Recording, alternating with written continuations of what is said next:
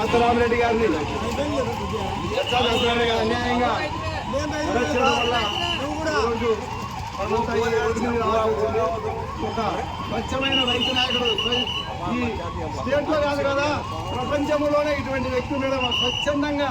ఎందుకంటే ఒక్క తప్పు మేము ఒక పాయింట్ 39.9 టీఎంసీల కన్నా 40 ఇంటి ఏమంటే ఒప్పుకునే కాని వ్యక్తి ఈరోజు అటువంటి వాడిని స్వచ్ఛమైన వాడిని అరెస్ట్ చేయడము చాలా అన్యాయము.